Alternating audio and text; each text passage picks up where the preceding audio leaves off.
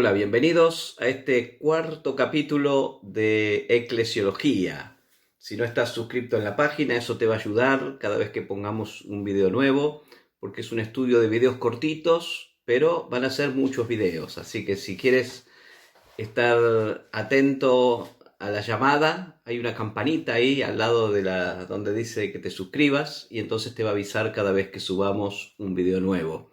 Así que bueno, bienvenidos. Hemos estado viendo en el capítulo pasado cómo la iglesia nace de forma sobrenatural, porque no es natural lo que ha sucedido.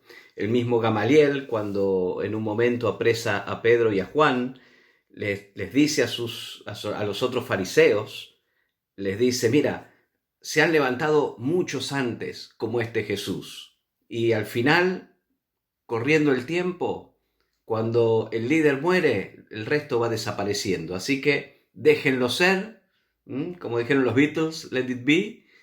Y si esto no es obra de Dios, pues se desvanecerá. Y si es de Dios, pues no vamos a estar nosotros luchando contra eso. Un hombre sabio este Gamaliel. Y vamos a empezar a ver el libro de los Hechos. Vimos cómo la iglesia empieza de forma, como dije, sobrenatural, porque no es natural el comienzo que tuvo y que en un par de años eso se haya extendido por medio mundo. Y vamos a empezar a ver el libro de los Hechos. En el libro de los Hechos, vamos a ver, el libro de los Hechos no es un libro de historia. Alguna gente cree no, porque el libro de los Hechos es la historia de la iglesia. No. El libro de los Hechos es nada más que una carta que Lucas le escribe a un hombre llamado Teófilo. Y es su segunda carta. La primera carta que le escribe Lucas a Teófilo es el Evangelio de Lucas. Si leemos al principio, esto tiene un propósito. Es una carta escrita con un propósito. Es decir, el propósito de Lucas no es contarnos toda la historia y establecernos la doctrina de cómo tiene que ser la iglesia, sino sencillamente el propósito que tiene, lo dice cuando comienza su evangelio en Lucas, dice, me ha parecido también a mí, oh Teófilo, excelentísimo, le dice, después de haber investigado con diligencia todas las cosas desde su origen, escribírtelas por orden, para que conozcas bien la verdad de las cosas en las cuales has sido instruido. No sabemos quién es este Teófilo, pero en esa época se usaba en tener como mecenas. ¿Vieron como los pintores que tenían alguien de familia rica o noble que les pagaba los estudios? Y en esa época eso era algo muy común, con que algunos estudiosos se inclinan que Teófilo vendría a ser como el mecenas de Lucas y que Lucas le habría compartido evidentemente el Evangelio. Entonces, por eso lo llama o excelentísimo, ¿no? Evidentemente era una persona noble o dignataria o algo así. No sabemos exactamente quién es. Lo bueno es que nos ha quedado estas dos tremendas escrituras, que son el Evangelio de Lucas y el libro de los Hechos, que también va dirigido a Teófilo. Entonces, más allá de quién sea Teófilo y la idiosincrasia de Lucas, que era es el único gentil en escribir un libro de la Biblia. Todos los libros de la Biblia han sido escritos por judíos, pues Lucas es el único escritor gentil, no judío. Entonces, este libro de los Hechos, que no pretende hacernos una historia exhaustiva de la iglesia, porque si ustedes leen todo el libro de los Hechos, lo que más hay son discursos, porque el propósito es demostrarle a este Teófilo que Jesucristo es el Mesías, que Jesucristo resucitó. Y son libros, tanto Lucas como Hechos, escritos más bien para gentiles, porque hay muchas partes del libro donde Lucas explica muchas cosas de la tradición judía, aparentemente para gente que no está bien empapada de esa tradición judía. Muy diferente, por ejemplo, de Mateo, que cita profecías y profecías. ¿Por qué? Porque le está hablando a judíos. Lucas no, Lucas le está hablando a gentiles. Y entonces está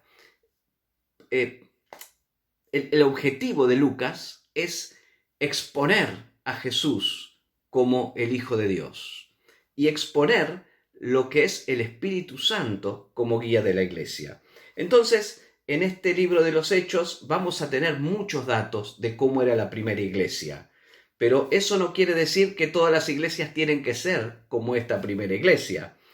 ¿Cómo era la iglesia de los Hechos? Bueno, vamos a leer lo que hay en el libro de los Hechos. En los libros de los Hechos nos habla de que al principio había 120, después de la crucifixión y resurrección de Jesús, había 120. Dice en Hechos 2:7 que todos eran galileos. Cuando llega el Espíritu Santo y los bautiza con lenguas de fuego, dice que eran todos galileos. Galilea es una región, está Judea, encima está Samaria, y encima está Galilea. Es decir, entre los judíos y los samaritanos no se llevaban muy bien, y arriba encima está Galilea, que también son de la misma familia de los hebreos, y era una región más romanizada. Había algunas ciudades importantes del Imperio Romano, era una vía de paso importante. Capernaum era una vía de paso importante de los romanos. Entonces, este libro de los Hechos, lo que nosotros tenemos que entender es cuál es el propósito, para saber cómo entender lo que este libro nos está contando. Este libro, como ya hemos visto en el capítulo anterior, empieza con hechos sobrenaturales, ¿no? Viene el Pentecostés, 50 días después de la crucifixión, y cae el Espíritu Santo, se convierten cerca de 3.000 personas en Hechos 2:41. También nos cuenta que todos estos cristianos primeros, o seguidores de Cristo, discípulos de Cristo, todavía no son llamados cristianos, son judíos. Es decir, ellos continúan yendo al templo, ellos continúan con todas las costumbres judías, ellos no se han sacado el judaísmo de encima, ellos continúan siendo judíos, porque estos 120 eran galileos, es decir, eran hebreos que tenían las mismas costumbres. Entonces, dice que ellos iban al templo. En los primeros capítulos del libro de los Hechos vemos cómo eran los primeros días de la iglesia. Ellos seguían yendo al templo judío, dice que enseñaban en el templo y también enseñaban en las casas. En el capítulo 5, 21, 25, 42, nos habla de que enseñaban en el templo y en las casas. Nos habla de que hacían vida de comunidad, no había necesitados porque compartían todo. Los apóstoles eran los que administraban los bienes y lo hacían por propia voluntad de la gente. O sea, los discípulos no le pedían a la gente las cosas, la gente las traía. Una cosa importante, siempre daban testimonio de la resurrección de Jesús. También se reunían en el pórtico de Salomón, que es una parte específica de la ciudad de Jerusalén. El resto del pueblo los respetaba, incluso los que no se les unían le tenían respeto, y desde ciudades vecinas traían enfermos para ser sanados por los apóstoles. Esta era la realidad de esta primera iglesia, de estos primeros semanas y meses de la iglesia. Esto no quiere decir que nosotros tenemos que hacer la iglesia exactamente así.